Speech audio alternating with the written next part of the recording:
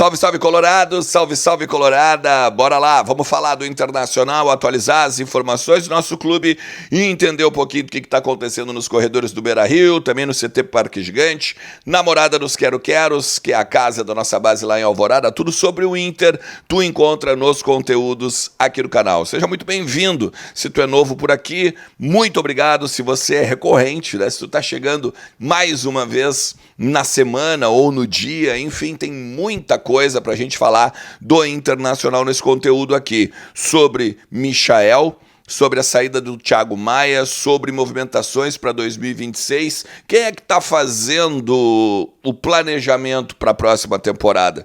Se o André Mazzuco, a tendência é que saia, a gente não sabe se o vice-futebol continua, da Alessandro, enfim, tem algumas coisinhas pra gente falar, tá? Mas antes eu quero te lembrar que KTO.bet é minha parceira. E claro, né, velho, tá esperando com o melhor da plataforma de apostas esportivas pra ti. Entra lá em kto.bet.br, no link que tá aqui no comentário fixado, faz o teu registro, faz o teu reconhecimento facial e aproveita tudo que a KTO tem para te oferecer. Porque é o seguinte, né, velho, a KTO é a melhor casa de apostas do Brasil. É a que mais tem organização, é a que mais tem segurança, é a que mais cuida do relacionamento com o usuário. Tenho certeza que tu vai gostar demais em kto.bet.br de brincar e te divertir, tá? Lembra que é um ambiente para maiores de 18 anos e que tu tem que brincar com moderação e responsabilidade. Ontem no Vozes do Gigante eu tava me questionando, né? Tipo, quem tá montando a próxima temporada do Inter, né? Quem tá organizando o vestiário para a próxima temporada do Inter? Porque o André Mazzuco se fala abertamente no bastidor de que ele vai ter um novo rumo em 2026. E que a tendência é que Fabinho Soldado seja o novo executivo do Inter. Só que um tá no Corinthians e o outro tá aqui, né? Meio que organizando ainda a casa em cima dessa questão envolvendo o Z4, Campeonato Brasileiro e tudo mais. O Bisol também tá na Berlinda, numa pressão grande interna para que seja mudado o vice de futebol. Ou seja, a ideia de futebol que ele tem talvez não vá se perpetuar em 2026. Logo, se ele tem uma ideia de futebol propositiva ou reativa, ou gosta de jogar mais com pontas, ou fala sobre isso com o Ramon abertamente, sobre necessidades e tal, daqui a pouco vai ser outro cara que vai conversar. Ainda que eu acredite que o político ele deve só fazer com que o vestiário ele siga a linha de política de futebol. Só que hoje eu não sei qual é a política de futebol do presidente Alessandro Barcelos, uma vez que ele tem Miguel Ángel Ramírez, Diego Aguirre, Eduardo Medina, o menino Mano Menezes, Eduardo Cudê, Roger Machado, todos técnicos extremamente diferentes. Não há uma ideia clara de o que fazer ou de como o Inter quer jogar com essa gestão. Isso desde lá atrás. Então eu não sei, por exemplo, dizer qual é a política de futebol do Inter. A política de futebol do Inter, talvez com outro vice-presidente de futebol, mude. Ou em cima da avaliação que o presidente diz que vai fazer ao final da temporada, seja também diferenciada. Então, eu estou muito na dúvida em cima do ano que vem. Porque é o seguinte, né? Não esqueçam que a próxima temporada começa no dia 11 de janeiro. Campeonato Gaúcho? Sim, ok. Mas depois, no final de janeiro, já tem Campeonato Brasileiro. Depois já tem Copa do Brasil. O primeiro semestre ele tem que ser de muito suor e muito trabalho. Porque senão vai acontecer o que aconteceu esse ano. Na parada da Copa do Mundo a gente já está jogando por laranja. Então tem que estar bem ligado nessa organização aí, nesse ponto aí que não pode passar despercebido. O Inter treina de tarde, às 16 horas no CT do Parque Gigante. Ontem falei sobre Bruno Henrique e Thiago Maia serem os volantes, mas ainda tem o Luiz Otávio, que pode aparecer.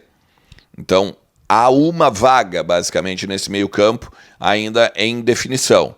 O Vitão voltando para a zaga no lugar do Cleiton Sampaio, que é o que estava todo mundo prevendo, mas não vai, né, ser o Cleiton Sampaio. O Vitão vai para o jogo, mesmo que seja na superação ou até mesmo com ausência do 100% de aproveitamento, né? Que ele não consiga estar 100% no jogo, mas ele vai para o jogo. Então, Ivan, Vitão, Mercado, Juninho, Bruno Gomes, Luiz Otávio ou Bruno Henrique, Thiago Maia, Bernabei, Alan Patrick, Carboneiro, Vitinho. Esse deve ser o time do Inter que vai enfrentar o Atlético Mineiro.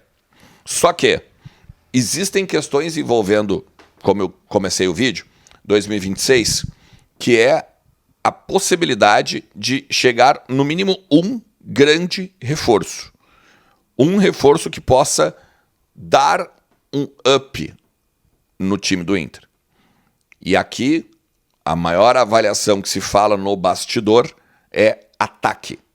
Saiu o Ener Valencia, não veio ninguém, porque nem podia, e o Borré hoje é uma incógnita também. Não se sabe se o Borré fica no ano que vem, ou se o Borré vai para o River Plate, ou se o Borré volta daqui a pouco para a Europa. É um cara que ainda tem mercado. Daqui a pouco uma MLS, enfim.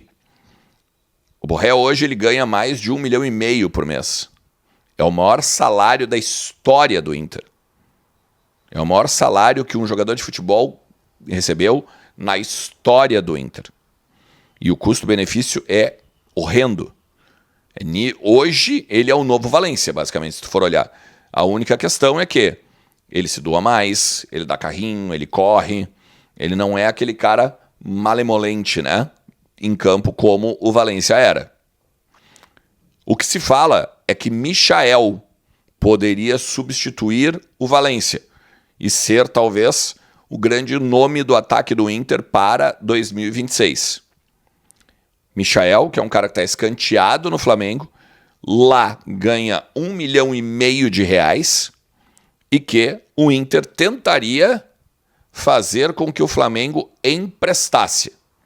Daí eu falei sobre isso no conteúdo de ontem, mas aí eu fui atrás de outras informações.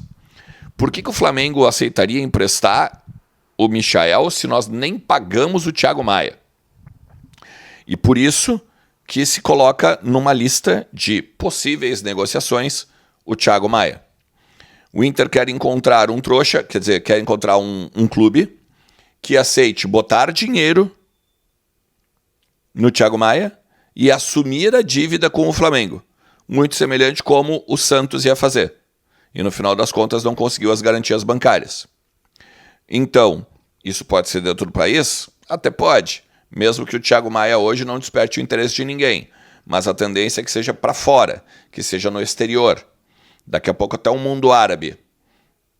Pegando o Thiago Maia, abraçando os 4 milhões de euros que o Inter ainda tem em dívida com o Flamengo, e ainda o Inter colocando um dinheiro no bolso. Colocando um dinheiro no bolso, consegue pegar e ter um fluxo de caixa para pegar e tentar o Michael empréstimo sem custos, com opção de compra, ou pegar e botar um valor mínimo e pegar o cara pelo salário, essas coisas todas.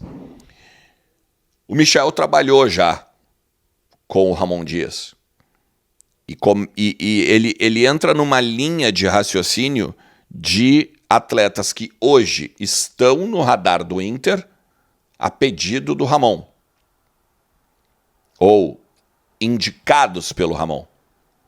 Em cima dessa indicação, a gente também tem o Romero do Corinthians, a gente também tem o outro jogador, o Carrijo do Corinthians. Então, a gente tem jogadores que ele hoje confia e sabe, por exemplo, que não vão chegar lá na hora da coletiva lá esse cara aí tá precisando de coragem, esse cara aí tá precisando melhorar o ímpeto em campo, esse cara aí são caras da confiança deles. Por isso que está surgindo muito desses nomes, porque os empresários desses jogadores, eles ligam pro Ramon e dizem assim, aí bora lá, vamos trabalhar de novo com o cara. Tanto que o Carrijo falou que fala diariamente com o Ramon e com o Emiliano Dias. Carrijo que já não estava, né, jogando no Corinthians porque tinha voltado de uma lesão. Então, cara, tem muito para acontecer. Mas a verdade é essa. O plano, principalmente com o Michael, é Thiago Maia pago por outro clube que não o Inter. E aí sim, tenta se falar sobre este atacante. Cara, lá no Rio falaram do Bruno Henrique também, mas esse aí eu nem fui atrás porque, vamos lá, né? O Inter não tem bala na agulha pra isso aí, né? Se tu chegou até aqui, te agradeço demais, tá? Não te esquece de deixar o like, não te esquece de compartilhar o conteúdo, não te esquece de te inscrever, porque sempre tem muito pra gente tratar do nosso Colorado por aqui. Um forte abraço. Tchau.